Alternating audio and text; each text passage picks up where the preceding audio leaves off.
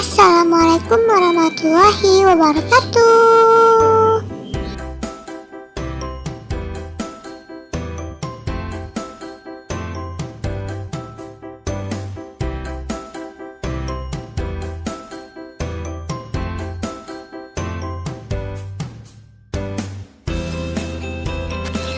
Di video kali ini, saya akan menjelaskan tentang hormon auksin dan giberelin, mulai dari sejarah, biosintesis, mekanisme kerja, dan juga peranan auksin dan giberelin bagi tumbuhan.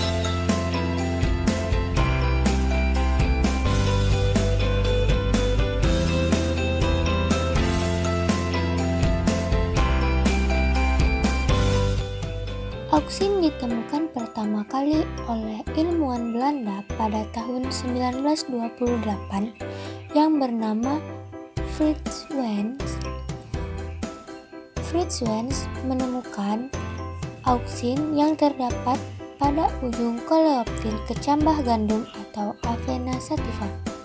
Wens juga meneliti lebih lanjut, ternyata hormon auksin juga didapat pada ujung koleoptil kecambah tanaman yang lain.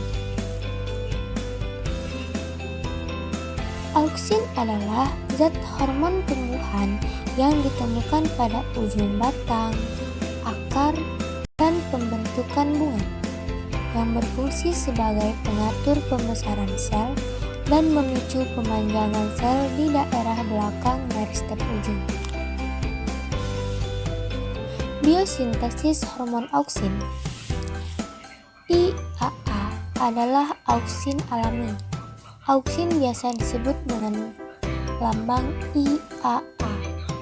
IAA disintesis terutama pada apikal meristem sampai ujung, batang, daun muda, buah yang sedang berkembang.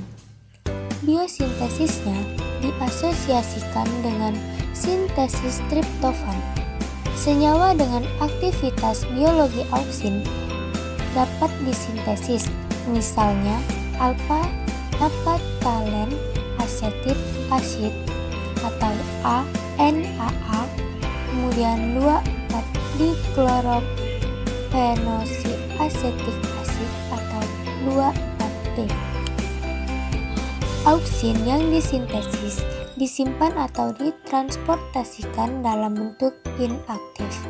IAA dapat erkonjugasi atau ikatan kovalen dengan senyawa lainnya. Konjugat yang sering adalah gula atau IAA glukosa atau asam amino, biasa disebut dengan IAA asparat.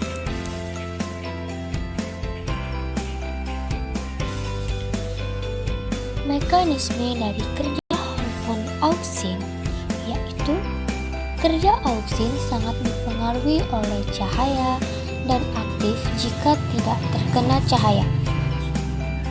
Seperti contoh, pada perkecambahan kacang hijau yang kalian sering teliti, seperti kalian meletakkan kecambah kacang hijau di tempat terang dan kecambah kacang hijau di tempat yang gelap. Dari situ kita dapat membuktikan bahwa hormon auksin bekerja pada kecambah yang berada di tempat gelap.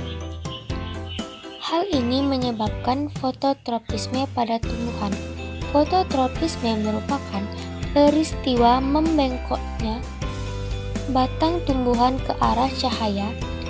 Hal ini terjadi karena adanya perbedaan rangsangan perpanjangan sel, pengaruh penyebaran auksin yang tak merata, dan tidak diproduksinya auksin pada bagian yang terkena cahaya.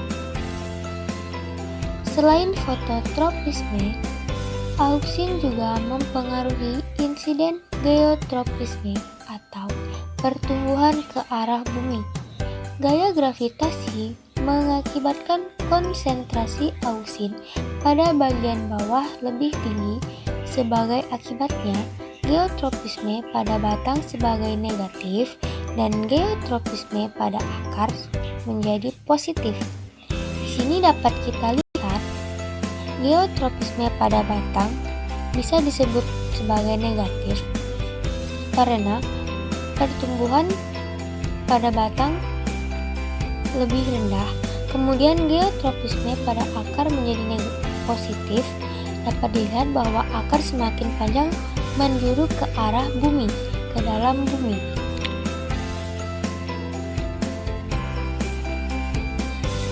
Kemudian peran auksin pada tanaman. Beberapa peran auksin diantaranya adalah berperan dalam pembelahan sel dan perbesaran sel, kemudian merangsang pembelahan kambium vaskuler, memicu terbentuknya akar literal dan akar advatif, kemudian berperan dalam pertumbuhan tunas samping dan mengurangi jumlah biji dalam butir.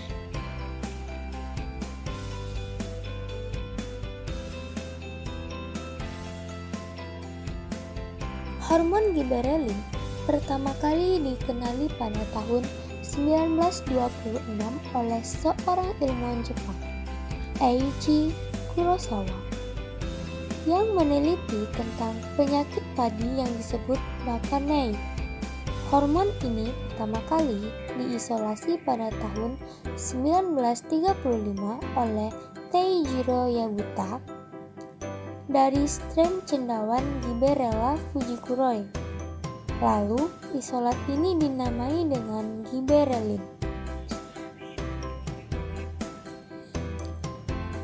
Giberelin atau asam giberelat atau GA merupakan suatu hormon yang mampu merangsang pertumbuhan tanaman yang diperoleh dari Gibberella fujikuroi.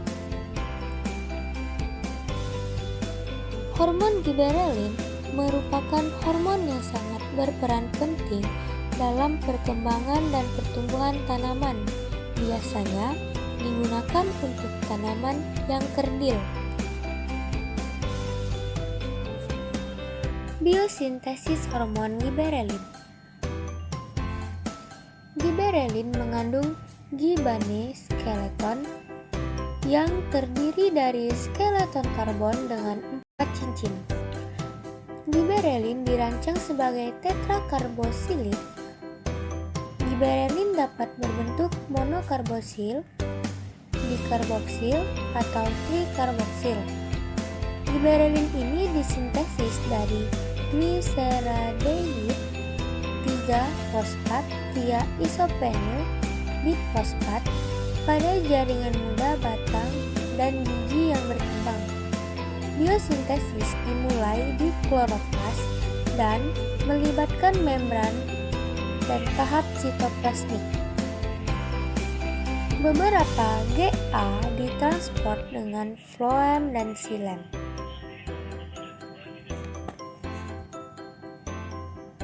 Mekanisme kerja hormon giberelin.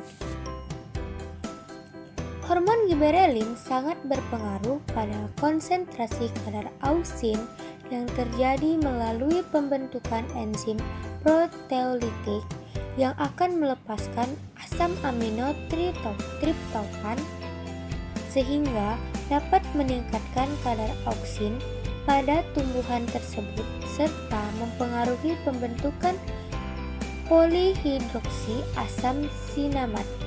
Lalu, pada hormon ini juga dapat memicu terbentuknya enzim amilase yang akan menghidrolisis pati sehingga kadar gula dalam sel akan naik. Dalam hal ini, bisa menimbulkan air akan lebih banyak masuk sehingga proses pemanjangan sel pun terjadi.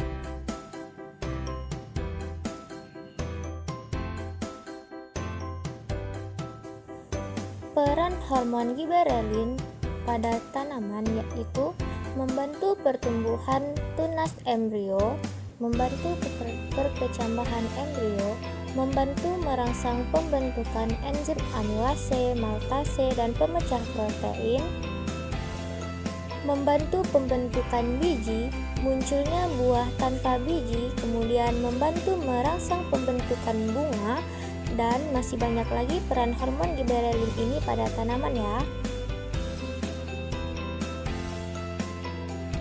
Nah, itulah tadi penjelasan materi tentang hormon auksin dan hormon giberelin. Bila ada penyampaian dari saya yang kurang jelas, saya mohon maaf. Semoga materi yang saya sampaikan dapat bermanfaat untuk adik-adik dan teman-teman semua ya. Saya ucapkan terima kasih yang sudah menonton video ini.